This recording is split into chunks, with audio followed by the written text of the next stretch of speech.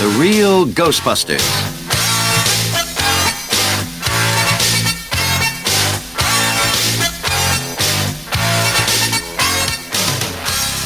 The Revenge of Murray the Mantis.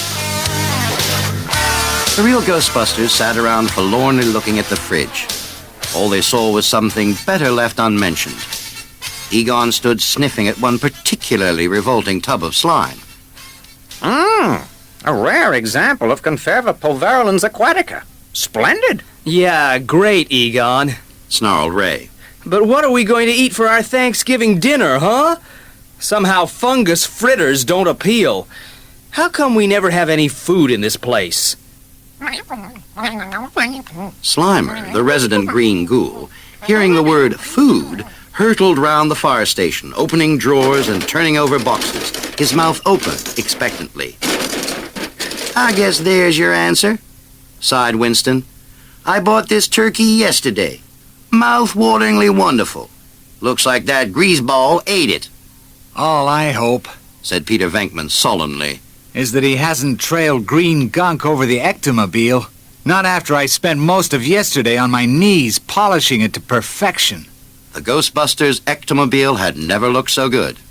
The windows, the headlamps, the paintwork, even the chrome and hubcaps were shining bright. Wait till the kids see us in the Thanksgiving Day parade tomorrow, Ray Stantz declared. We'll be the coolest, neatest outfit there. As long as Slimer doesn't decide to come along, added Winston Zedmore. Oh, I don't know. Egon Spengler seemed thoughtful. Slimer can be quite useful at times. All over the city, similar preparations were going on. Clothes were pressed, cakes baked, and in one cold, drafty warehouse, a huge balloon was being filled with air from an electric pump.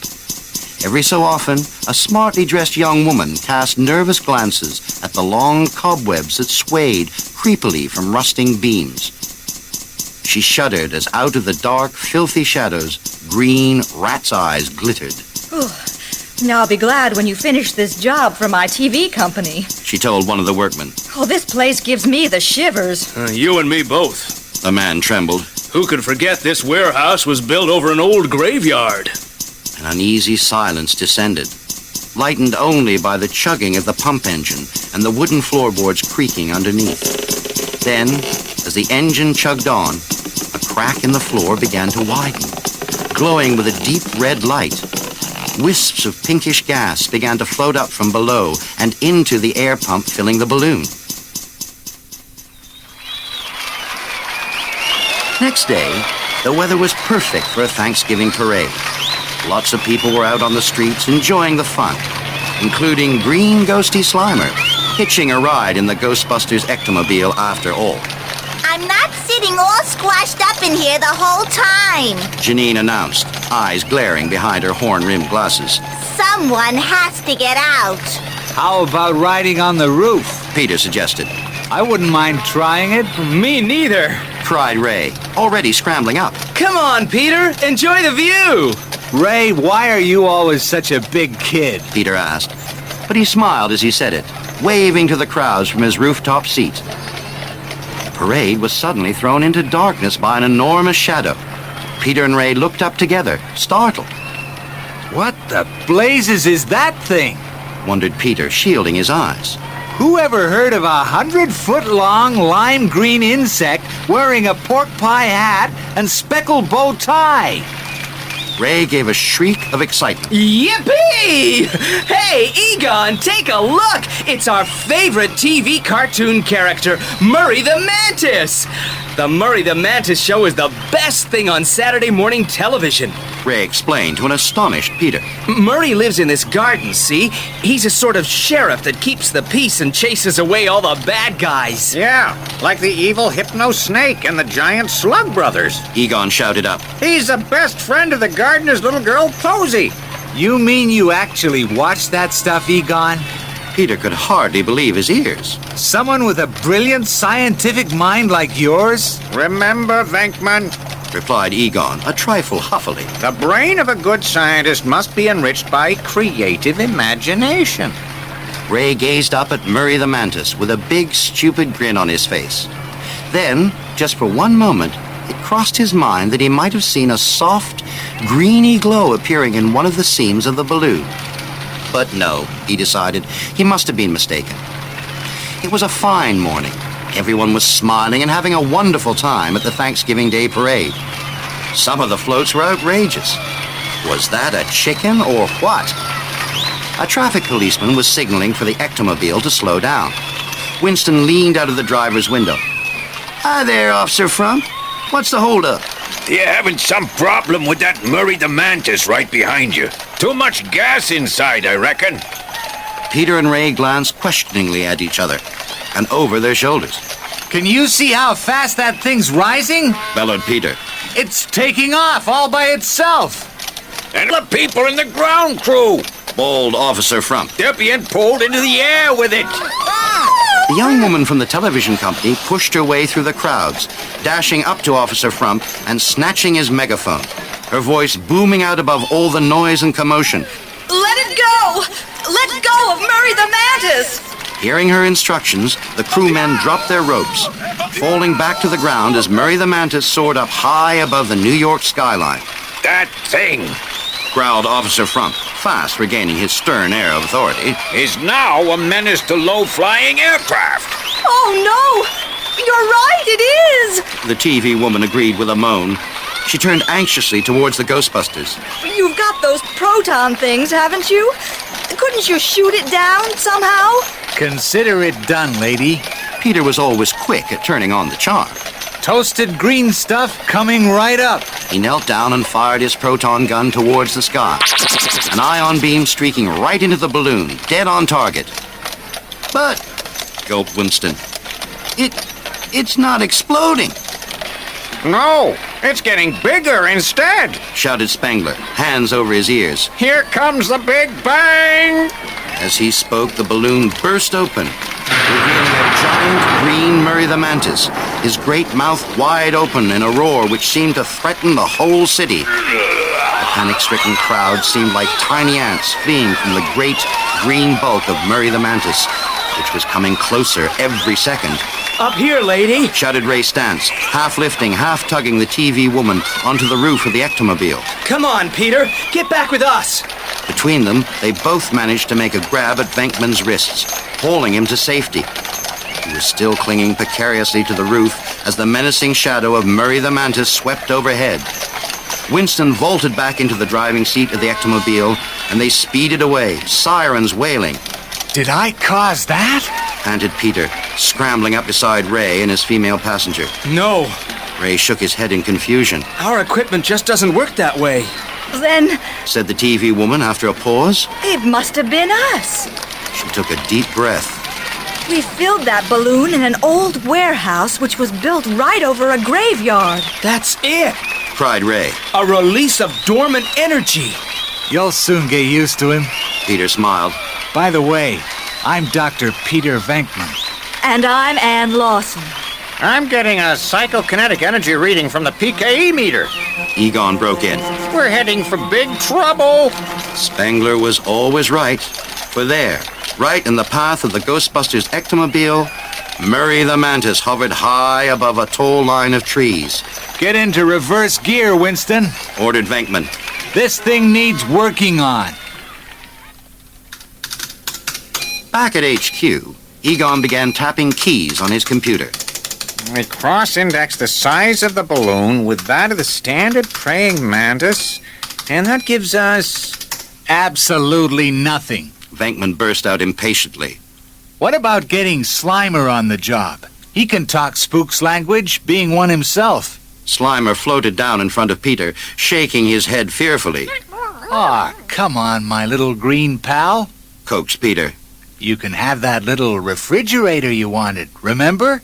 Ice cream every day, cool fizzy drinks. Slimer nodded eagerly, kissing Venkman on the nose, leaving a great dollop of green, sticky stuff. Yuck! He screeched out. Slimer! But Slimer was already sliding down to the basement with Egon, sirens wailing in the street and getting nearer. There was a terrified scream from Janine. Ah! The police are right outside. They must think it's all your fault.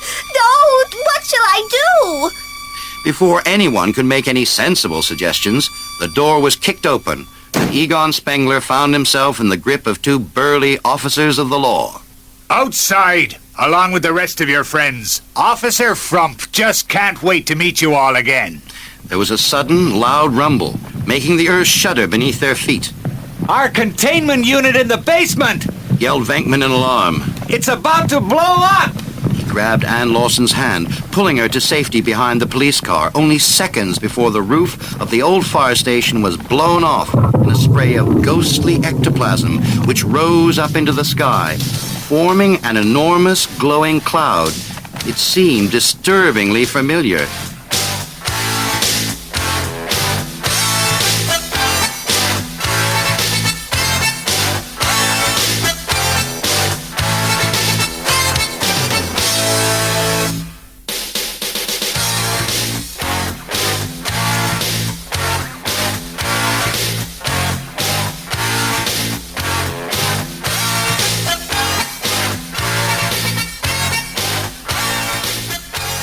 Would you look at that? Gasped Egon Spengler.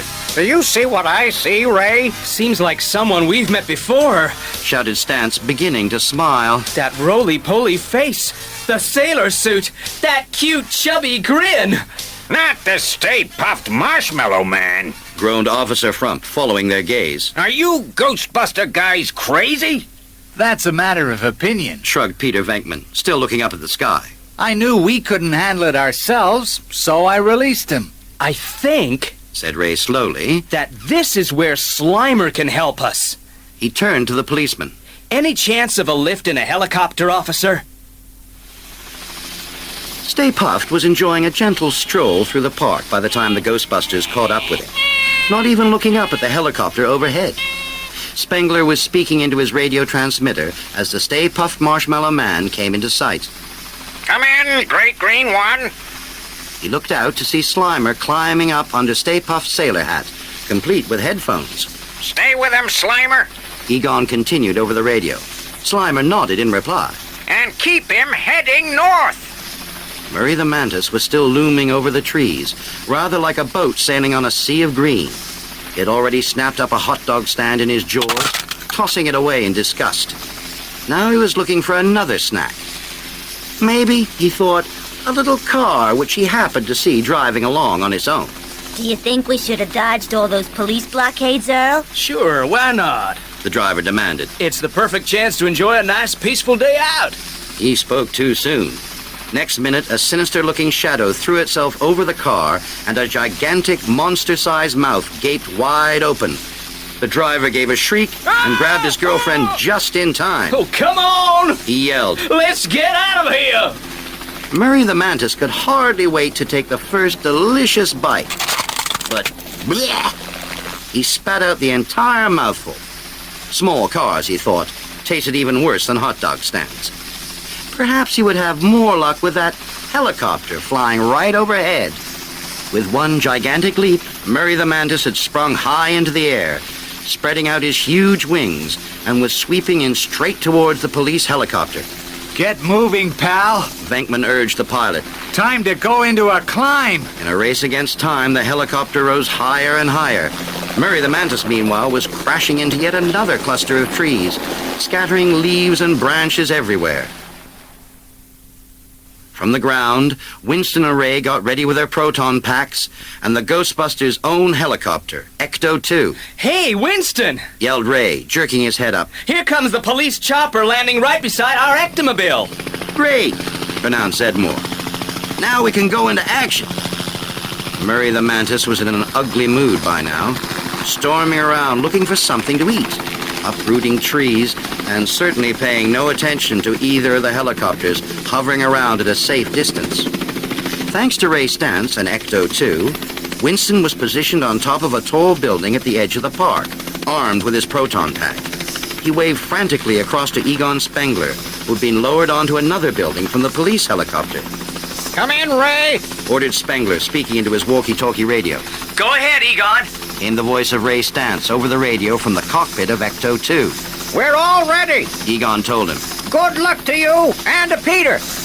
Venkman was too busy waving goodbye to Ann Lawson from the open door of the helicopter to hear this last remark. So it was quite a shock when the rotor blades began whirling and the helicopter shot up in the air. Hey! He screamed, being thrown back in his seat. How about taking some pilot lessons? Take it easy. Ray protested. I'm pretty good for a guy who's never done this sort of thing before. Look! He yelled, staring down through the cockpit windscreen. There's our friend Murray the Mantis, and the Stay Puft Man's right on his tail. Terrific. Venkman was not too impressed. Now what? We shoot him if he tries to fly off somewhere. Slimer was also there, giving hurriedly whispered instructions right into the Stay Puft Man's ear as he lumbered on, through a patch of woodland and into a meadow. Murray the Mantis had reached the meadow, too. He raised his enormously heavy front legs, then charged across the grass, running straight into Stay Puft, his enormous claws raised for the kill. Venkman cried out with a shudder. Did you see the way that thing clawed Stay Puft's marshmallow arms with those great legs of his? Hey, Murray the Mantis, fight fair! But Stay Puft was not a marshmallow man to be beaten easily. With slow deliberation, he swung back his left arm, landing a powerful punch which lifted Murray the Mantis off his feet and sent him sprawling on his back, legs waving wildly in the air. There was a resounding cheer from Peter Venkman. Great stuff, Marshmallow Man! Show him he can't have things all his own way! Get ready to fire, Winston. Urged Ray. This is our chance to hit him. Ion beams from Zedmore's proton gun streaked out, hitting Murray the Mantis and forcing him to the ground once more, giving one last wailing shriek as the helicopter whirled up out of his reach. Egon Spengler was watching the whole thing from his position on top of the building. Through his binoculars, he could see Stay Puft lumbering towards Murray the Mantis yet again, with Murray darting in and out of his marshmallow legs, trying to bite him. Just a little further along, the Ghostbusters ectomobile came into view, with someone waving up to him. Right! Said Spengler, speaking into his radio for the last time. Bring him in! We're ready! The Stay Puft Man was still in the fight, but Murray the Mantis was working himself up into a furious temper, taking bites out of him wherever he could, so that Stay Puft had to keep backing away. Slimer was quick to point out to him that Murray's great jaws were fast getting gummed up with marshmallow. But, all the same, Stay Puft Man was mightily relieved when the Mantis had to retreat, unable to bite any longer. Peter Venkman seized this chance to fire once again from the doorway of Ecto-2, when a huge splatter of white marshmallows spurted out from the mouth of Murray the Mantis. Peter, I can't see! Ray cried out from the cockpit. There's a great blob of white goo covering the windscreen. Marshmallow! Peter groaned. Don't you have any wipers on this thing? No! Ray roared, frantically working the controls. You'll have to clean it off from the outside. Peter Venkman said nothing, just raised his proton gun and fired. The windscreen shattered into a million pieces, which were at once sucked away into the air outside like thousands of starry snowflakes. Stantz and Venkman both opened their eyes again at the same moment. Thanks, Peter. Ray said dolefully. There's nothing like doing the right thing at the right time. Hold on! He yelled again, yanking on the joystick. We're coming up to Egon! Get down, Spengler! Yelled Venkman. The helicopter was swooping too low for comfort. Throwing himself flat on the roof of the building, Egon caught sight of Murray the Mantis backing away into a courtyard below. He fumbled for his walkie-talkie. Winston! He whispered. Okay. Winston answered him over his radio. Let's fry this grasshopper. Within seconds, Egon and Winston were ready to fire. Murray the Mantis continued to edge his way into the courtyard.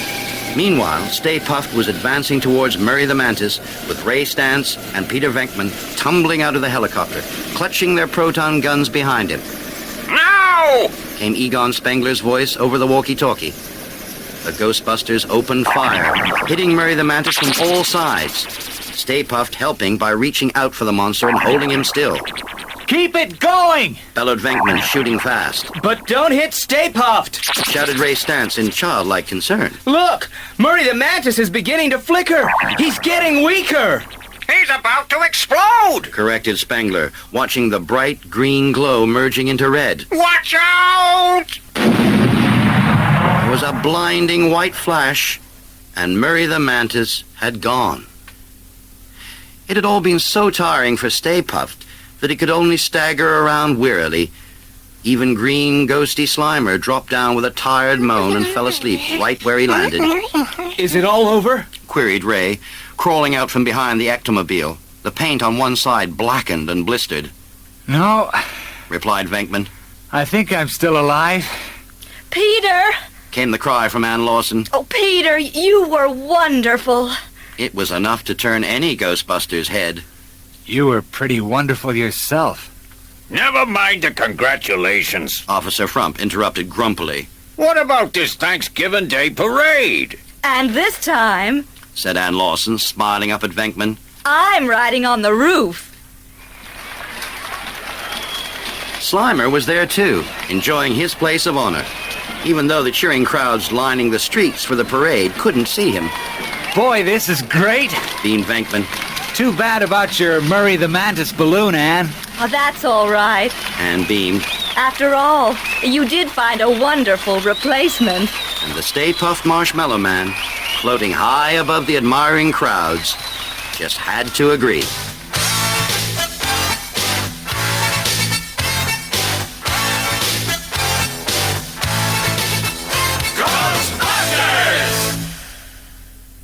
There are 3 other stories about the real Ghostbusters in this series.